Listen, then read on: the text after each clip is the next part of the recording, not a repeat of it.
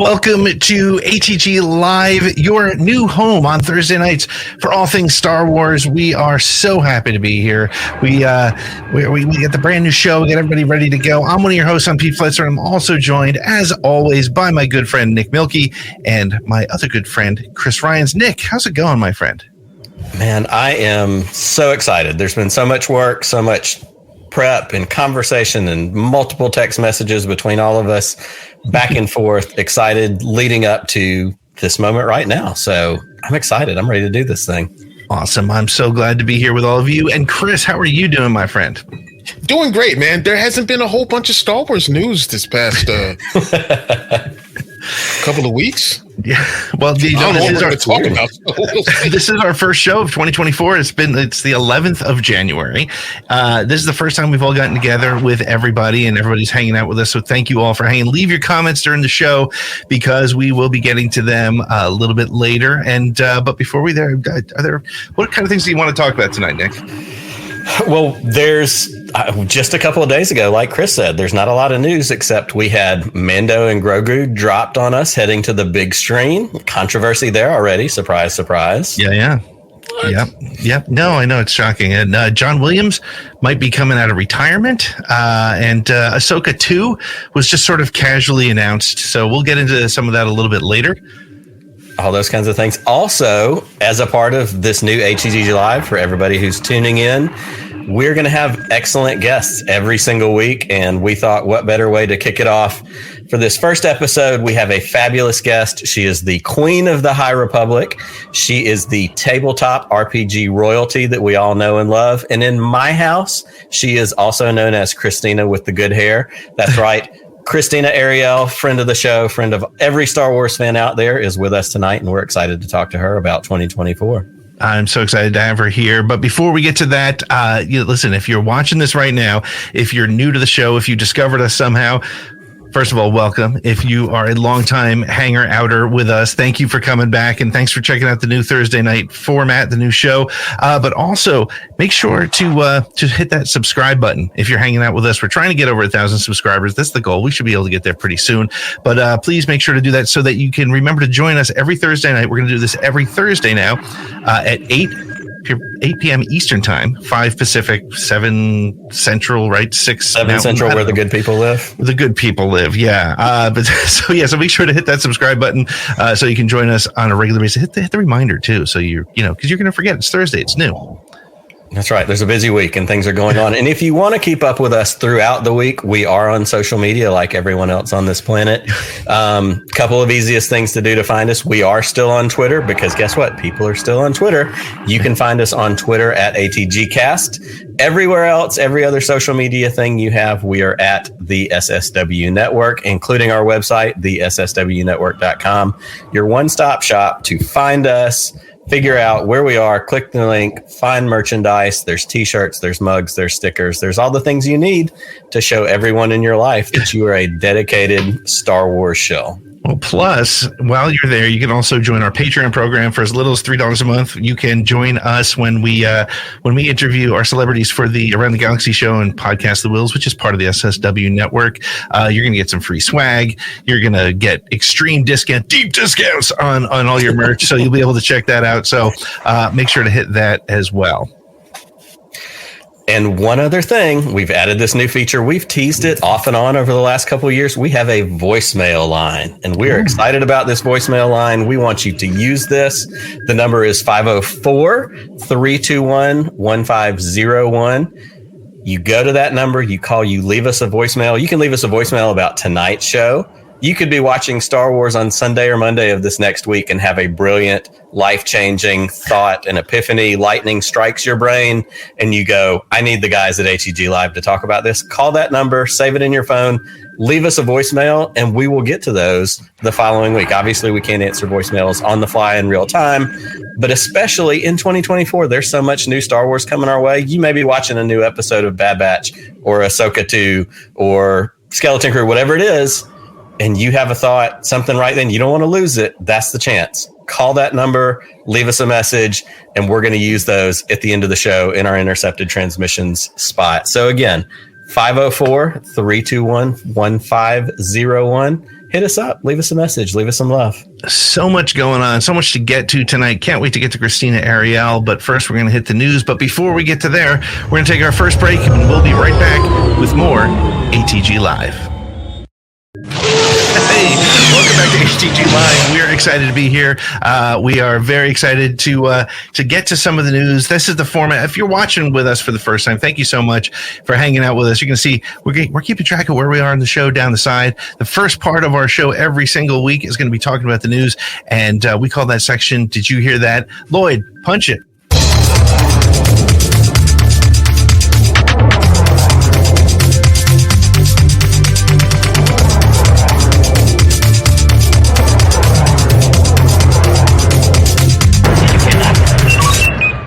Well, for our first headline tonight, let's go to our good friend Chris Ryons. Chris, what do you got? Well, apparently they've announced a Grogu and Mandalorian and Grogu film coming up. Who knows when that's going to happen? So StarWars.com dropped a bomb this week for fans with the announcement of a new film, presumably called The Mandalorian and Grogu. You know, the movie's planned to be released in theaters with Jon Favreau as producer, as well as Kathleen Kennedy, Dave Filoni, who's got some work ahead of him. John and Dave ushered in Star Wars into to new and beloved characters, and this new story is a perfect fit for the big screen. And added Kathleen Kennedy, president of Lucasfilm. Production begins this year. What do I usually say? Is it hashtag gimme? Hashtag gimme. Yeah. Gimme. You know, and I'm excited that it's returning in this format, and I think it's going to be. I think that it's perfect that it's going to be made a film because it belongs in the same kind of prestige as the movies go, and as in that same arena as Luke and Leia and Han and Anakin, Obi-Wan, Padme, all that. I am happy that this is happening, and this is a great new era for Star Wars. I'm excited. I can't wait to see it. But I think it's a safe move. I think it's a very safe move. I think it's a good thing, right? So first of all, I'm excited to see Din Djarin and Grogu on the big screen with a big screen budget, like a major motion picture budget going into this. But I think honestly they're playing a little defense. And what I mean by that is I think season 4 for Mando had been tossed around, so they had a story ready to go of some sort. This allows them to get back into theaters sooner than later. More importantly, to me, it allows them to spend the right amount of time with those other 3 major announcements that came out earlier. Nick, what are your thoughts on that? I'm going to disagree with you a little bit on it being a safe bet, simply for the fact that this is, if nothing, a very vocal fandom. And we've already seen this some just in the announcement of this movie. You've had complaints about everything from, is that really the title? Which I don't think Mandalorian and Grogu is the title, but I'll be perfectly honest, I kind of hope it is. Like, I'd be down for that. Solo a Star Wars story, right? Yeah. Yeah, and why not? But I think that it's not necessarily a safe bet, given how vocal this fandom is, that a property that is beloved, season 3, depending on who you ask, had some bumps.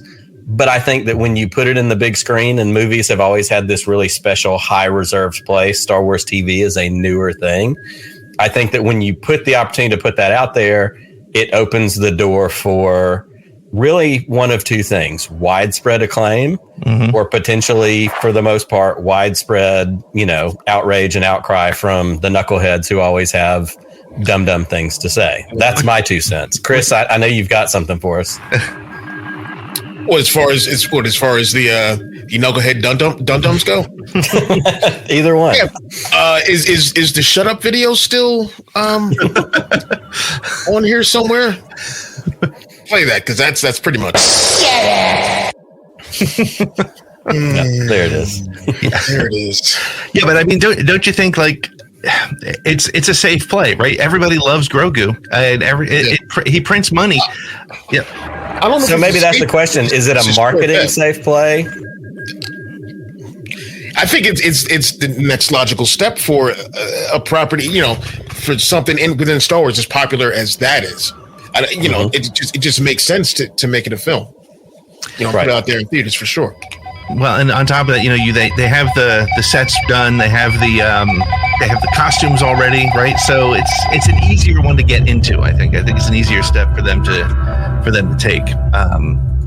Yeah, so that's interesting. I'm excited to see where it goes. I'm excited to see what happens next. But we're going to move on to our next headline here, and that is that there's already controversy over a movie that doesn't even have a completed script yet, because this is Star Wars fandom. Listen, Sharmeen Obaid-Chinoy, this story is actually a couple weeks old, but it has not died, and it's worth having another conversation about. So she's a Pakistani-born, Oscar-winning director. She's been tapped to do the Rey movie. There was a little bit of surprise to see her come out on stage in London, but she's overqualified in a way, right? She's won an Oscar, but in a recent conversation with CNN, she said something like, "It's about time women shaped the galaxy far, far away." And then, because that pissed off the chodes, it also then forced them. They went back and they dug up a quote from her from about 8 years ago, where she said, she likes to make men uncomfortable. Now, her Oscar-winning documentaries are about honor killings and attacking women with acid attacks on women in Pakistan. I would like to make men uncomfortable who do that as well, and I don't think there's anything wrong with that.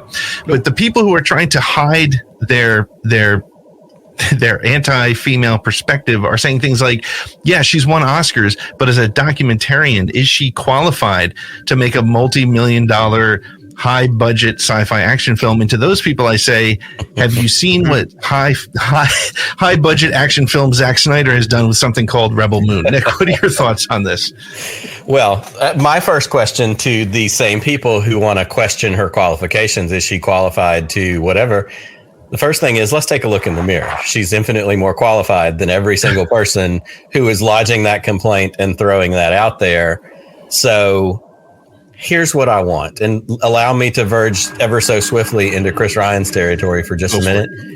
Give me a Star Wars property led by someone with vision. Give me a Star Wars property led by someone who is a person of color, who is from another nationality, doesn't just have to be American, doesn't have to come from my experience. Give me a Star Wars story director, creator from someone who says, I have the original article that came out. She said something to the effect of, I have a story I'm really excited about. That's what I want in Star Wars. I want people to make a story they're excited about, not cranked out in a factory and go, well, it's my turn to direct this one. So I'm excited for it. And if the other thing is, if the comments and the controversy and the things that she said make you uncomfortable, you may be part of the problem. That's just my 2 cents. It's a fair point. Chris, what do you got? I'm not going to go off on a rant. Oh, I could. Oh, you could. But I could. But for these, the laser eyes and the grifters out there, it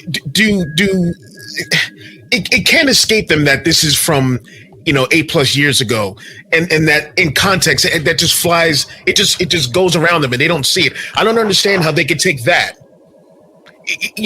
Clear-minded, take that. And that quote from 8 years ago, and they go like, "Oh, well, see, this is what she's saying about what she's going to do with Star Wars." That conversation had nothing to do with Star Wars. Correct. So why even bring that up? Let me rein it in. I'm sorry, but it's just it. I know they're always graspers for something else to complain about and whine about. But we know why they do it. We know that there's money in hate and in not just Star Wars. And it's really interesting because, we see it in Star Wars because we're, we have this show and we spend way too much time in that social media space. But the reality is everywhere, whether it's comic books where people are complaining about, characters going different directions or superheroes or Star Trek. I mean, look at Below Decks has been nothing but controversy for people who have a strange old fashioned expectation of what Star Wars should be or what Star Trek should be. Oh, Lower Decks. Yeah. Lower Decks. Yeah. Not only do I not read comic books, I'm not a huge Trekkie, but the point is, I think we're it's dangerous though, I think, for Star Wars from a marketing perspective, because it's going to create that negative side, which is why I'll just bring it real quickly back to why I think Mando and Grogu is a good bet, because let them take the time with this movie, get everything right. Do not force that out. Give us Mando and Grogu, which should be, I dare say, a slam dunk, but nothing really is. Chris, do you have a final thought on that before? Yeah, as far as writing a story for Mando, and please don't write this to preemptively please people. Yep. Write your story. Just do your story and put it out there. It shouldn't be some made to order thing like you're a Burger King or something like that. This is just write your story and everything will fall into place, I think. I can't disagree with you there. Yep. Do we have another headline, Nick? What do you got? I do have another headline. In fact, it's my turn. John Williams, a week or two ago, spoke to the Sunday Times, and although he had implied initially he was retiring from the soundtrack business after this past summer's Indiana Jones and the Dial of Destiny, it seems he has now left the door open. He said, quote, "If a film came along that I was greatly interested in with a schedule that I could cope with, then I wouldn't want to rule anything out. We've just been talking about the Ray-centric film that's on the horizon. This definitely has fans hopeful that he's going to do one more Star Wars. Here's my deal. I'm always going to be at the front of the line for all things John Williams. There is that little thing that people have where they worry a favorite artist, athlete, actor, whoever it is, gets older. They may start to lose a step. They don't want to see their heroes go out diminished. My thing is, if John Williams is feeling it, give the man he's earned the opportunity to be involved in a Star Wars, a Jurassic Park, whatever the thing is that he wants to do. I'm all about it. Chris, here's my question for you. Should John Williams score the next Star Wars movie? Nick, I'm a wrestling fan, and there are sometimes wrestlers who go on way too long and then shit is sat down by now, like Ric Flair. Right. That man is going to explode in the ring one day. It's going to happen. He's just going to, it just blood and guts everywhere. But while I'm all for Mr. Williams taking several seats and just enjoying retirement, if this man's got it in him to belt out another couple of movies or whatever, who am I to tell him no? Make that beautiful music. Fair enough.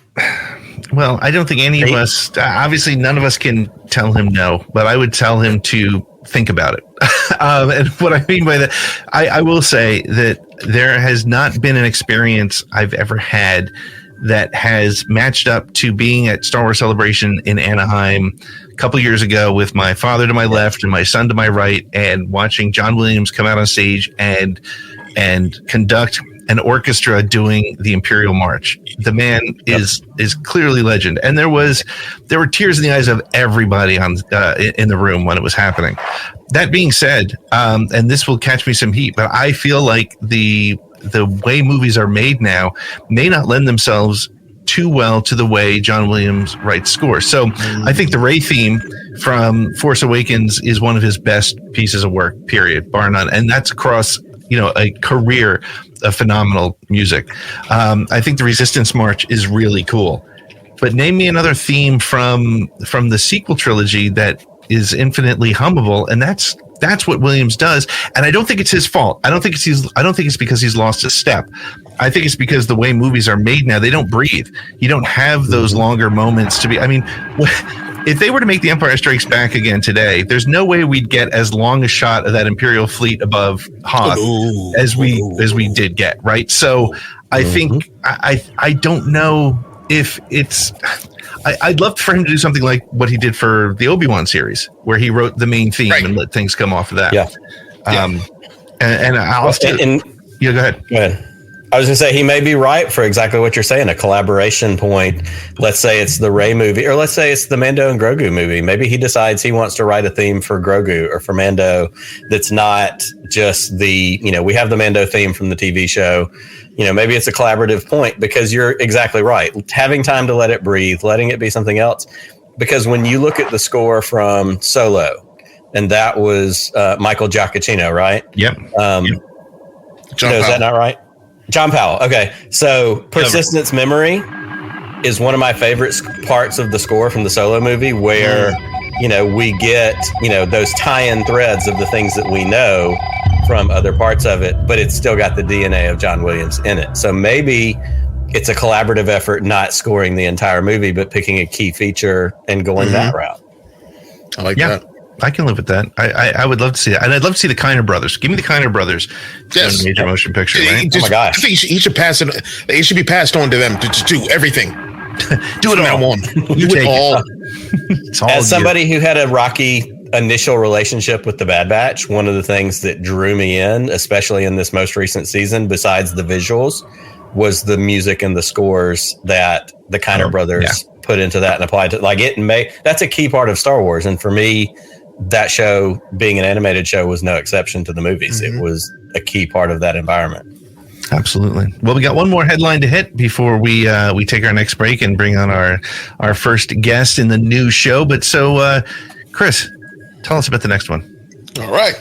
Well, early in the week, Entertainment Weekly's Star Wars podcast called Dagobah Dispatch played their interview with Ahsoka Tano herself, Rosario Dawson, in which she said there was not yet any information or confirmation of a second season for the Ahsoka series. Then, as footnote to the big news about the Mando and Grogu movie, Lucasfilm was like, "Hey, guess what? Season 2 of Ahsoka's coming. It's gonna be great. It's gonna be great." And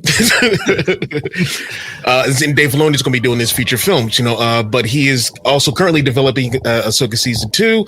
A surprise to be sure, but a welcome one. And if I could just jump on that real quick, I will say once again, gimme. Gimme. No, I'm not surprised that it's coming back. Yeah, there are way too many. There's way too many stories that need to be told, and it would be. I'm sorry, way too many stories that need to be told in both galaxies. Right. And it would be a high crime, if they did not at least continue this story.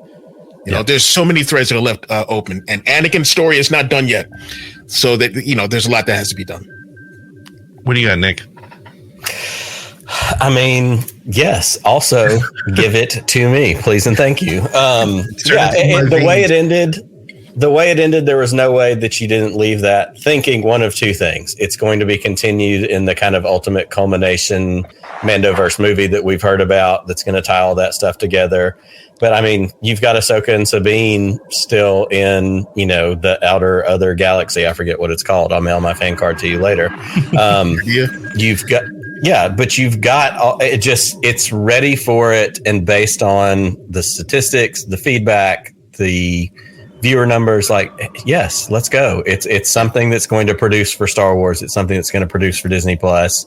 Keep it rolling. I'm excited about it.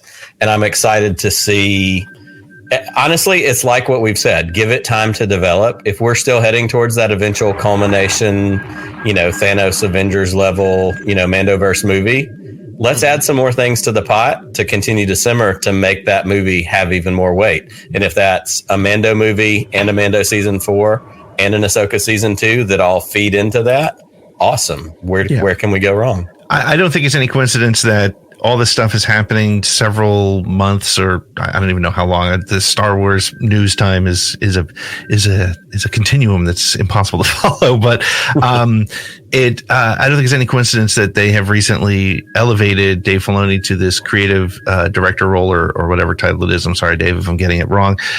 Because it's going to be really important to make sure that all these threads are pulled together. And I have no more confidence in anybody than Dave Filoni to get that done. The biggest heartbreak about it, though, to be honest, is that to me, the breakout character from the Ahsoka series, as great as everybody was, and there was so many great characters, but Ray Stevens as Baylan Skull was not just because I feel like finally somebody I can cosplay, but I feel like it's he was so good, so strong in that character. Everything you read in interviews with him is, the way he approached the character is, he's a bad guy who doesn't realize he's a bad guy or thinks he's the good guy, that's what makes great characters. So compelling. Yeah. That's Walter White, Breaking Bad level stuff. Yeah. And Ray was so amazing. And it's tragic to begin with, but it's even more tragic when you see just the phenomenal stuff that he brought to that character. So yeah. It has to be a recast, right? It's got to be. But man, don't T'Challa this. Yeah, bring in. Look, I love Chadwick Boseman, but John Boyega was right there. They could have pulled him in. He would have been happy to do it. Yeah, there's plenty of actors who had taken. Anyway, yeah. We'll have that conversation another time because I was lobbying for Winston Duke. So whatever. Oh, Okay. Well, hey, that's make him Baku Black Panther. That's where I was going. Well, now you both have lost me because I'm a comic book guy. But we are going to go on to our next break. And when we come back, we are going to be joined by the talented, the famous, the wonderful, good friend of the show, Krystina Arielle. But we'll be right back with more ATG Live. Welcome back to ATG Live. It is Thursday night. It's the first ATG Live of 2024. If you are confused, if you're wondering why isn't it Friday, why isn't this called Force Connect? I always wonder why it's not Friday. I always wonder why it's not Friday. That's right. My family's really relieved that it's not Friday, if we're being fully transparent here. But we are back. We've had a fantastic show so far. Thank you to everyone who is hanging out with us in the live chat. We're glad you're here. We're going to get to your comments at the end of the show in our Intercepted Transmissions segment. But tonight we are at our Force Connect segment, which paying homage to that show that we loved and have done for the last several years. This is where we get to connect with a guest, and every single week we are going to have a fabulous guest here for you. And I could not think of a more fabulous guest to join us on the first edition of ATG Live. We said it at the top of the show. She's the queen of our High Republic. She is your tabletop RPG God guru, the person that you look to when she's out doing cool things. And as I also said, in my house in particular, she is known as Krystina with the good hair. It is my pleasure to welcome to the show our good friend and guest, Krystina Arielle.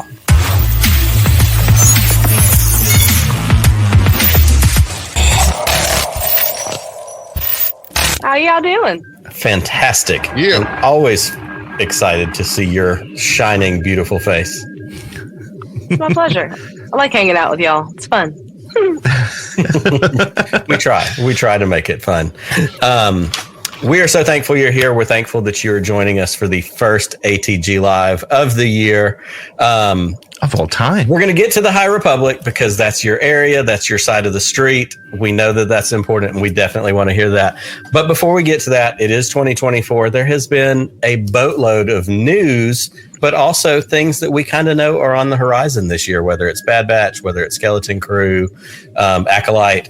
Tell us, Krystina, as a Star Wars fan, what are you most looking forward to in 2024, High Republic aside? Oh, well, it's not technically High Republic aside. It's the Acolyte, and I'm very, very excited about it because I'm going to keep saying this.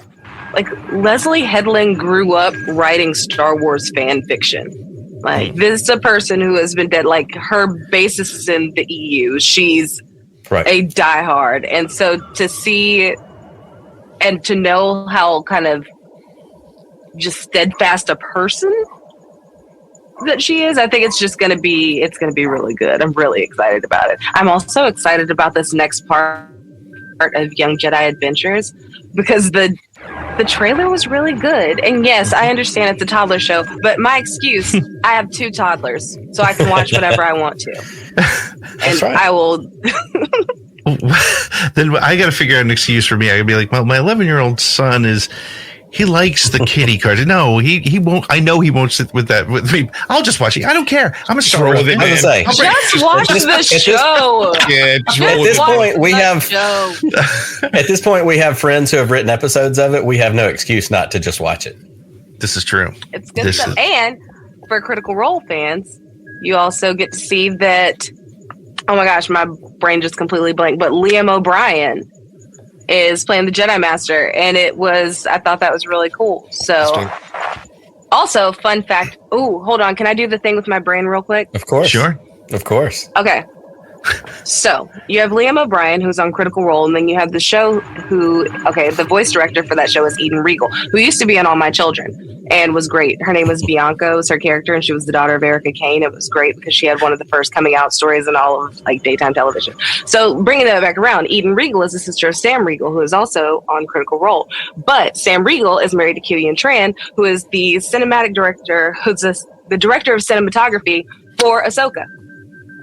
It's it's 6 degrees of Star Wars with Krystina Arielle. What I want, Krystina, I know you don't need to listen to our recommendation, but what you need to do, you need to bring it to the High Republic show with the board like from Always Sunny and just be like, here's what's happening. Let's connect the string. I mean, if you ever listen to the timeline, that's basically what I'm doing. And I'm like, can I say that a little bit faster? And they're like, no one is going to understand what you're saying. I'm like, but they will. Before I know Chris has a question coming up, but because I want to just mention what you said about Headland having written Star Wars fan fiction. There's a lot of rumblings and grumblings right now in the fandom around women in Star Wars, because there always is, and I won't go into that. But I know so many of the women fans that we're friends with, they started either reading or writing Star Wars fan fiction, and it's so important. I got back into the Star Wars social media space by writing a fan fiction novelization of the Phantom Menace. So, like, people who love Star Wars should be there making Star Wars. So I just love that point that you made. Yeah. Oh no, I mean, I'm not going to do the thing, but I'm going to say that you have to have people spending money to make things go on, and women buy lots of merchandise and things. Yes, we all do. But like, fandom on Tumblr is a very female-led place. Just saying. But let people like what they like. You don't get to qualify or quantify what someone's fandom is. That's not for you. You are not with them. It's like you weren't with me shooting in the gym. You're not with me reading my books. You're not with me reading the comics. You're not with me hiding in the library because you have social anxiety and you don't want to walk into the cafeteria. But there's a wonderful lady named Miss Sonia Boyd who lets you hide and read and lets you work on the teleprompter and read books and have somewhere to go. Like, trauma is not uniquely yours. Yep.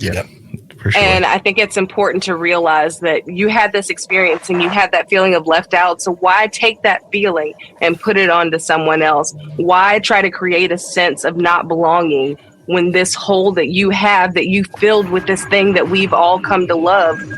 Why not let that be a place of love? Why not let that be a place of welcoming? Let that be a place where you say, hey, there's room for you here. We all love this thing. This thing continues for this amount of time, for this many years, to carry on to generations, to now get to sit with my son and watch Young Jedi Adventures.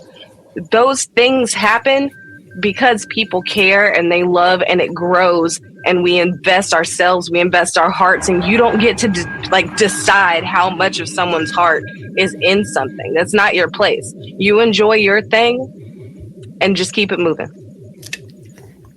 100%. And that's what we call common sense. It's a lost art. All right. Listen, it's not to negate anyone. It's not to negate anyone or any of those things. It's just let people enjoy what they enjoy. We don't have to hurt people to enjoy things. Absolutely. Somebody doesn't have to be the loser. Exactly. All right, so Krystina, I'll start off. I got a question for you. Now, are there any particular stories or characters from the High Republic that you're eager for fans to explore in 2024? Oh, well, I guess since everybody knows that she's in it now, I feel like it'll be interesting to watch the development of Vernestra going into the Acolyte and these different things. And obviously, I'm very interested in the journey of one Jedi Master Keeve Trennis, who I think is exceptionally dope. And just, the hair in this era is chef's kiss. Shout out Arielle Anandito. Shout out all the artists. Shout out Kevin Scott. Like, I love y'all. I love what they've been doing with those characters. I'm halfway through the current book that's out right now, and I keep forgetting the name of the book, but I'm just reading that, and my side eye is so hard on Markion right now. Just everything he's doing. Oh, you're talking about George Mann. Yes. Listen, here's the thing. Markion is such a compelling villain that you kind of are like, I know you've seen the chatter online where we say, I can fix him. Like, I can save him. But like, Eye of Darkness starts out in such a way, like, no spoilers, but that you're like, oh, he's the baddie. Like, he's the baddie. It's like, there's no question. There's no ifs, ands, or buts. However, I will say that I'm about his dating choices, so it is what it is. But that's also like that messed up right there. But yeah. Markion got him on demon time. I don't know what to tell you. Yeah. I do one thing, and I'll let you. Pete, I know Pete's going next, but I just want to say, I wonder if Markion were in the age of the Empire, would he be a rebel? Would he be against the Empire? No, I don't. I was thinking about that in my drive home from work last night. Like, I'm just like, you don't think so? No, it's a very compelling question. But I think at the end of the day, like, he's not going to agree with the rebels because he's just, in a way, kind of contrarian by nature. And like, yes, he has these strong, stalwart principles that he believes that he has, but I don't know. Like, I just feel like he would be on the side of the Empire because all of the evidence to that point in his behavior and his execution of just mercilessness. I can see that. That answer your question? If I did not, absolutely. Absolutely. No. Absolutely. I have to ask because Krystina, from the last time you hung out with us that I'm so far behind on High Republic that I haven't even started, and I feel I know I need to get there. And honestly, it's like this weird sort of peer pressure I feel probably from the guy above me here on the screen. Hearing at you right now, good. Yeah, that guy. And you notice I'm being extra quiet right now for reasons. But because we have a bunch of people watching who may or may not have gotten into it. First of all, how would you describe the High Republic as a series, and how would you recommend, getting your feet wet with it and getting into it? Because everything I hear, I'm like, I need to find the time. I need to make this work because it just sounds this Markion Ro guy. I got to find out more about him. So that's how out of it I am, Krystina. I know I sound like a 75. This Darth Vader guy sounds like a bad guy. No. Here's the thing. Yeah. People are busy. There is a lot of material, and it is very fast and furious. When the phase starts and the gates open, there's a lot. And the thing is, like, a lot of these pieces are made so you do get a little bit of the fill-in points. But my personal recommendation, the middle grade novels kind of fill you in, and they also there's a lot of emotion in those. The thing about the High Republic is, like, a lot of people come in and they're like, oh, like, even seeing Young Jedi, they're like, younglings, let's set the stage. This is hundreds of years before the Skywalker saga. Right. This is another part of the story. This is history. Like, it's not going to change anything. It's just going to expound on what we already know. Yeah. It's an opportunity to just meet new characters, to establish new just realms of possibility. Like, now think of all these callbacks you can do in later comics where you now have all this lore. Like, all of it is enriching the lore. Listen, they got cool Jedis. The Jedi are at their height. But there's also, like, the Nile, led by Markion Ro, also known as, like, the Eye. And he's a really great villain. He's like, think Ben Barnes. Think Ben Barnes, but blue. And then you have, like, your Stellan Geos, who, again, Michael Heisman. I'm just going to put all these faces in here for you so that you can go ahead and realize that there's so much potential here, especially from our fangirls out there. There's a lot of potential here. Think of all these people. Oh, my gosh. The High Republic is an opportunity for us to just explore a different part of the galaxy, learn new stories. You don't have to get into everything, but start.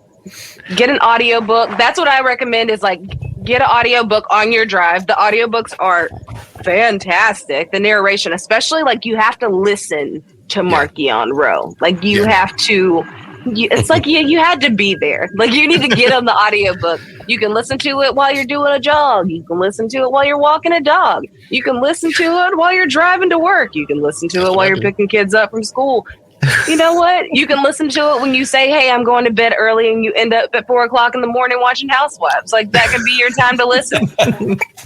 Just saying. I think you actually just nailed it for me to look at it as almost like reading a history or more information, gathering more information about a place that you love, but you can do it at your own pace. And I think actually there's probably an advantage to the fact that it isn't movies yet in any way, because there's not going to, like, the spoilers for books and comics are much slower. You have to look for those spoilers a little bit more than, 5 minutes after Mandalorian season 3 episode 1 comes out. It's like, oh, all right, well, I don't have to watch it now because everybody just posted pictures.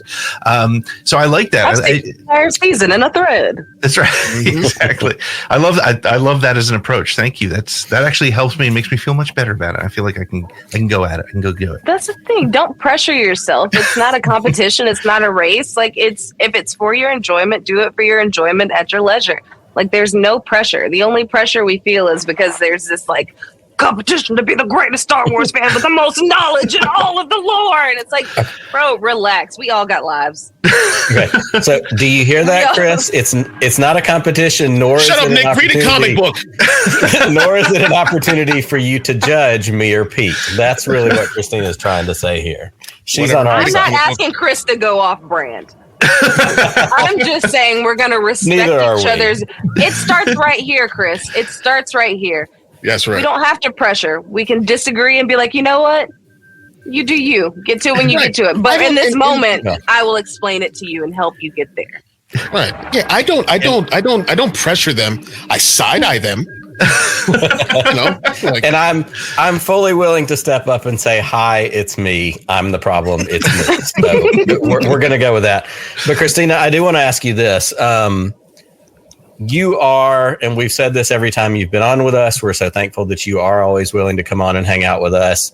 You are us. You are a fan. You get to do High Republic show. You get to be involved in Kenobi. You get to be involved as characters in some of these products, all these things. You connect with the fans. You interact on social media. And I know that from the conversations we've had in the past, part of that for you comes from, we're your people and you're us, and you're just a fan who got the opportunity to do this other new thing. My question for you is fan interaction in Star Wars. How important is that, not only for fans to interact with each other, but for creators to have the opportunity to connect with the people who consume all this content? Like, how do you see the role of fan interaction and the success of Star Wars, certainly in the world we live in with social media, but, as we're heading into a year full of all kinds of new exciting stuff, like, where does that fall for you? I think it's extremely important because when you look at an event like Star Wars Celebration, or you look online, and it's like, for me, speaking for the High Republic fandom, my interaction with the people that love it as much as we do is extremely important. Like, we're getting to meet these people, and it's not just limited to the people we bump into at a Barnes and Noble who pick up the same book and you go, like, you have the internet, you have people from all corners of the world. They're falling in love with this thing. Like, I remember last year for my birthday, like, they got together and there was like somebody who was from France. Like, there's people all over the world that are into these things, and we have this opportunity to connect over something that we all love. And like, that's a great thing. Like, just to have somebody with that commonality. And I've made a lot of great friends through the internet. I mean, I err on the side of like not being a jerk. I think the thing is like remembering that. How do I say this in the most? Access is not permission to be an asshole. Correct. 100%. And so I think it's being respectful of the fact if you write something negative under a person who plays a person that you like, and you write this negative comment, that person still has to see that comment that's there. Right. Mm-hmm. Like, and I understand some people are like, oh, well, I'm going to get more of a reaction. Like, I can always walk it back and be like, oh, sorry. Like, that's not necessarily what I meant, but I've got your attention. And it's like, you can lead with kindness. You can just be like, hey, like, we love this thing. Like, I'm a constant internet lurker. So like, I'm on Tumblr. I'm on all the things, like just talking to people because like, who am I? I'm very fortunate. I love what I do, but I'm not like a Rosario Dawson. Like, I'm just like a lady doing the stuff that she likes. And like, for me, like every time I walk into a room, I'm still like, whoa, like this is wild. And it's not just like being at and doing an interview. It's meeting people and they come up and they're like, "Hey, Krystina, I'm at so and so and so and so," and I'm like, "Ah!" Like once it clicks, and I'm like, well, they say, "Hey, my name is like Sophie," and it's like, "Oh, what's your Twitter handle?" And they're like, "Oh, it's this." Exactly. And it's great. And like, I do have a lot of like friendships I hold very dear that have the foundation of Star Wars, and that it has brought so many important people into my life. And I think that you see that with Amon and Sandy, like being so interactive, like they're engaging, they're talking, and like appreciating the fan art. Like it's a mutual appreciation is what it turns into. It's this, like, I appreciate your art. Thank you for your time. Those different things. Like people just want to feel seen and heard. And we have that opportunity with the internet to use that as a positive vessel, to be like, I enjoy this. This art changed me. This whatever. Have a great day. Just something like we can reach all corners of the world at any time of the night or day. Like why not use that to find something you love and that you care about, or meet someone that you care about? Well, it's been such a special thing to watch. And certainly, like I said, you've been great friends to us over the last several years. And the little connecting moments, little things to me, we had, during Celebration London, I didn't get to go, but I had a bunch of the live streams up on the big main TV in the middle of my house. And like my girls are coming through the house going, "Dad, isn't that your friend? Like, don't you know her?" And I'm like, "That's Krystina." Like, yes. And it gives us that vision and that insight into something I didn't get to go to and attend, but I see my friend on screen having those experiences, watching the videos when you're meeting, Ewan, when you're in the Kenobi show, when you're doing these different things. Like you really are, the opportunity that all of us are excited for and get to watch and be a passenger, because you take us along with you. And that is so important to us as fans, to get the opportunity to be like, yeah, that's my friend, and she was in Kenobi and she gets to host these cool things. And it's exciting because we're like, yeah, we're there. You're taking us with you. And that just, again, it expands the circles, as I guess, I like to say or think about it as. So that's a way of me saying thank you for always being awesome. Thank you for always hanging out, coming on this show, being with us. It means a lot, not only to us as fans, but everybody else that I know feels the same way. You guys sent me something for Christmas. Like, that's nice. Like, it was the stickers. And then I saw the stickers on the commercial right before I came up, and I was like, I've got those in my house. Aw, man. That's right. Like, thanks. Like, I appreciate it. We feel like you're one of us, and you're our friend, and we love you for that. Oh, I appreciate you guys. Like, it was, I always think it's cool when people care about anything I do, because I'm always like, if you having kids is very humbling. Because it's like you can go and you can do this glamorous thing, and then you're going to go home and someone's shoving a bottle in your face going, "Milk, please." Yep. So, I mean, like, listen, I've been up since 5 doing like school drop off and all that kind of stuff, and then meetings and like, but I've been looking forward to getting to this part of the day and getting to hang out with adults that don't live in my house, but are my friends. I like getting to do this, and I like getting to see the comments and watch the people that are excited about it. And I don't know, I think there's a lot of good that we can do. And sometimes that starts with showing up. Oh, that's amazing. Well, we want to thank you for showing up. This is our first show in this format, and we're going to be featuring special guests, but it's going to be hard to top Krystina Arielle. Krystina, thank you so much for joining us tonight. Thank you for all you do, echoing everything that Nick and Chris have said as far as being a friend of the fandom. It means so much, and thank you so much for being with us, and hopefully we will speak to you again very soon. Or will you? Well, Lloyd, take us out to our next break. Thank you so much, Krystina. Thank you to everybody hanging out with us, and we'll be back in just a minute with more ATG Live.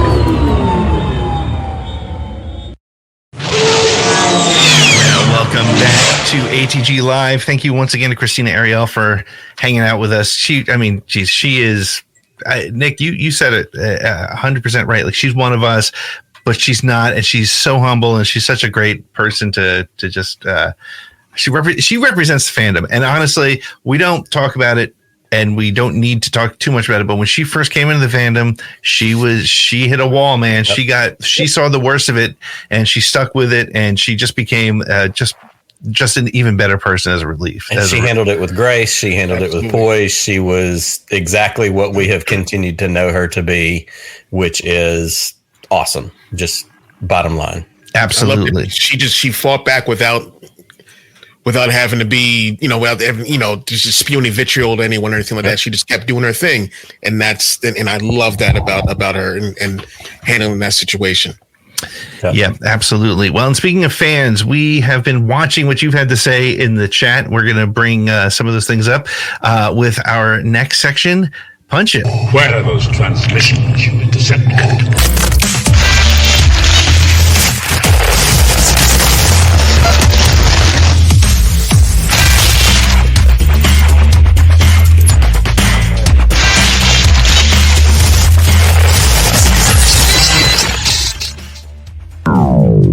All right, vote in the chat. Like I'm not saying punch it again. I hate it. It sounds dumb. It sounds forced. It's on the notes so that Lloyd knows when we want him to press a button. But damn it, I hate it. I'm not saying it again. You will see on the screen with us our good friend Lloyd, who is running the show in the back. Lloyd has become a part of the family here at ATGLive. And Lloyd, how are you doing? How are you feeling about the first show? How do you feel things are going?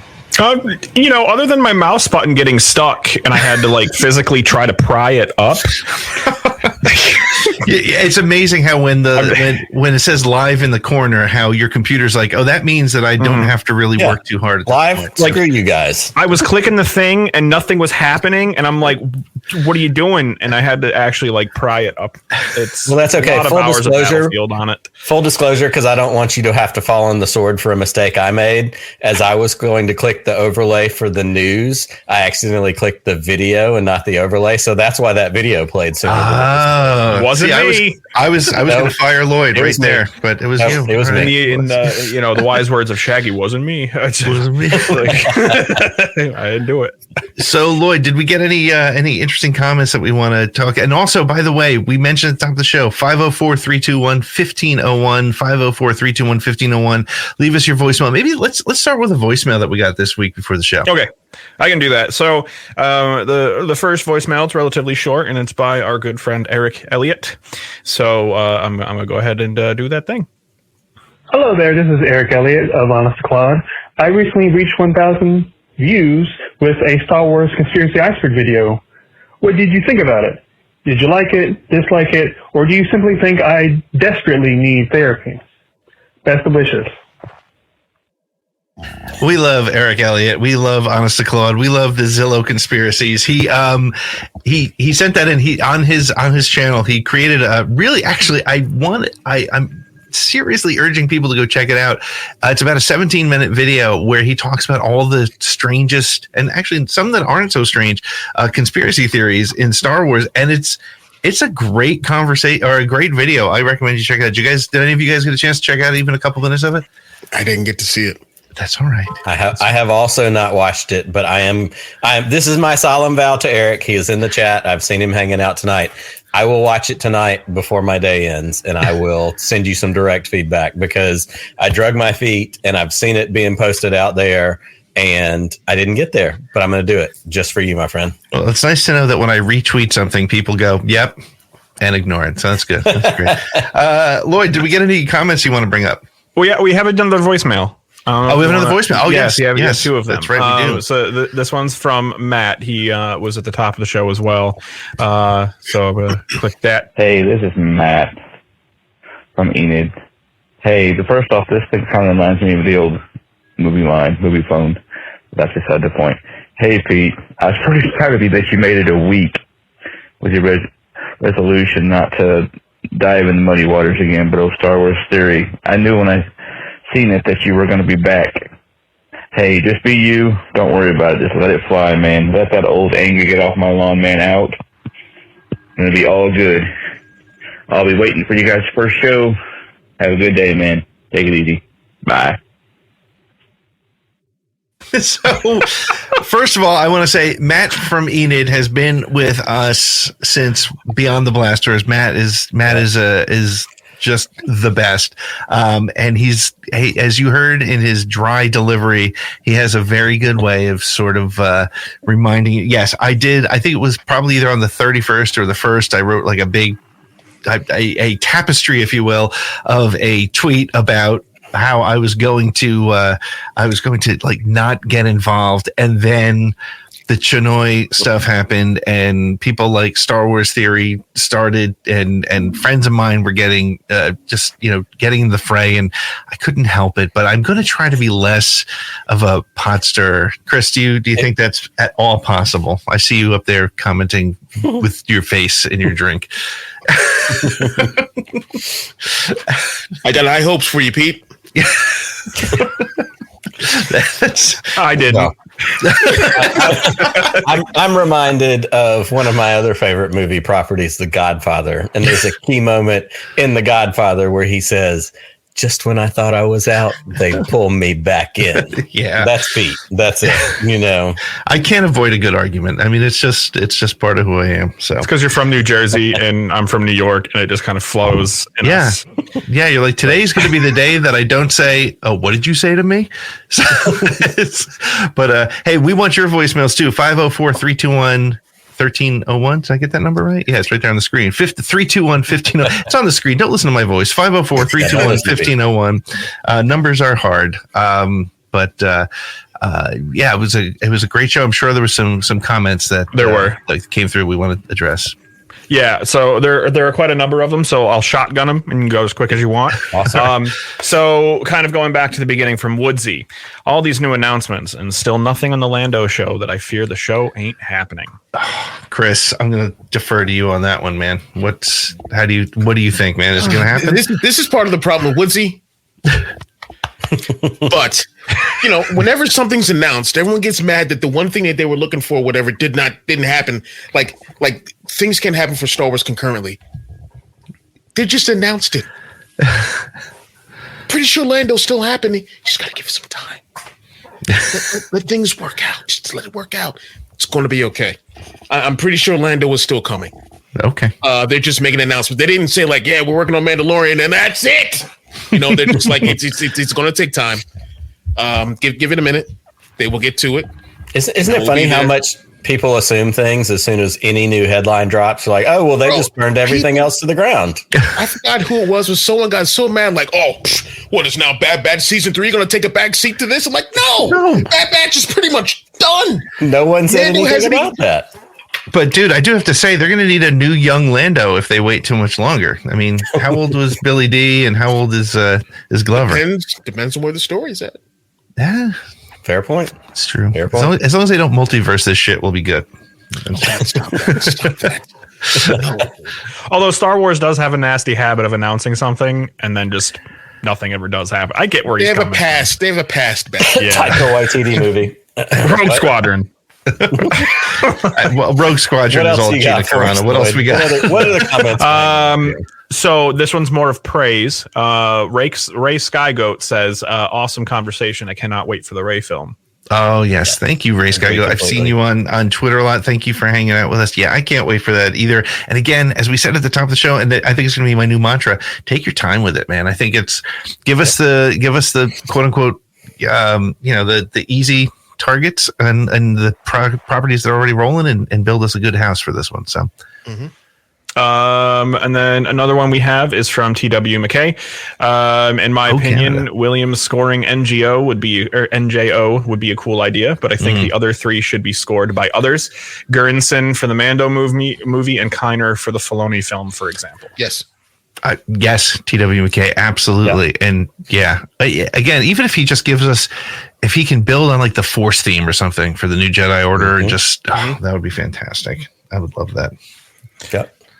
One from Hathmoth. I love JW. I loved Michael Giacchino's score for Rogue One, and I loved John Powell's solo score as well. Yeah. Go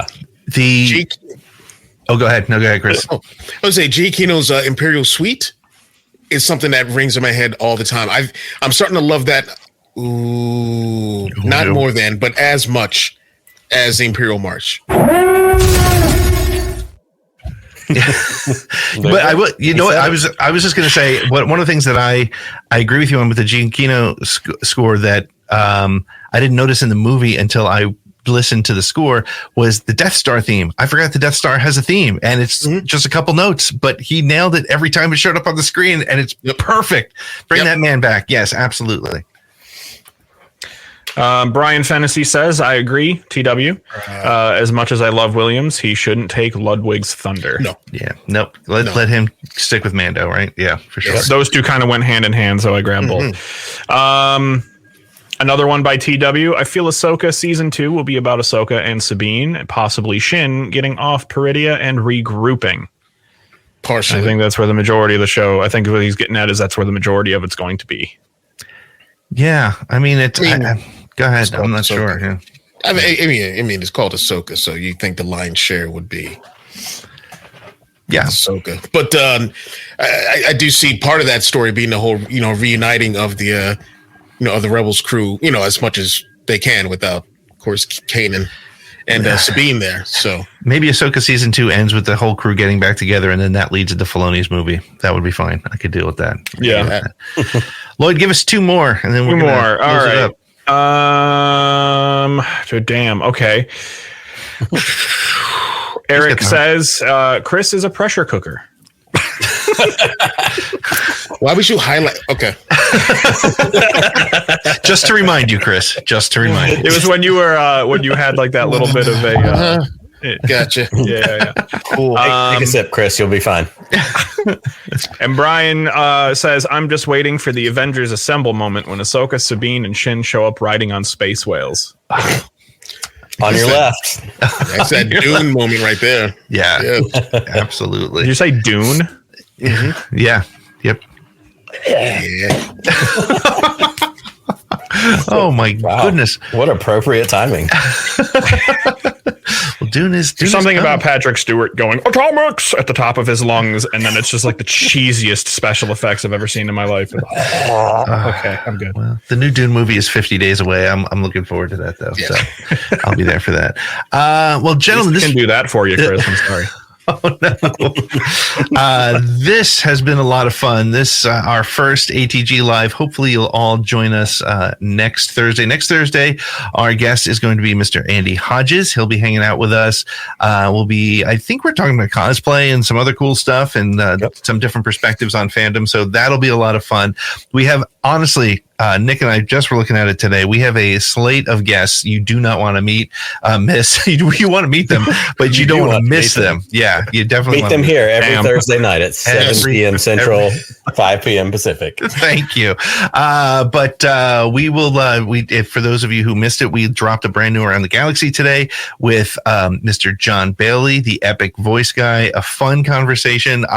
There's a handful of Around the Galaxy episodes where I just end up laughing for an hour and then I have to edit myself out from just laughing. This was one of them. John Bailey was a blast, so you're going to want to check that out. But gentlemen, this has been great. I appreciate everybody hanging out with us. If you enjoyed the show, please tell somebody about it. Please share it. Share this link even when the show's done. Make sure you're subscribed. Hit the like button. Hit the reminder so you can join us next week. We will be here every Thursday night, 8:00 Eastern Time, live. ATG Live, talking about all the Star Wars news, having special guests, and hanging out with our good friends, all of you in the chat. Chris, may the Force be with you. Always. Just one more round, friend, then homeward bound, friend. Don't forget me in your dreams. Just one more song, friend, and then so long, friend. The nights get shorter, it seems. Just one more rhyme, friend. Yes, it's a crime, friend. But you know time, friend. Time can fly. So it's good night, friend.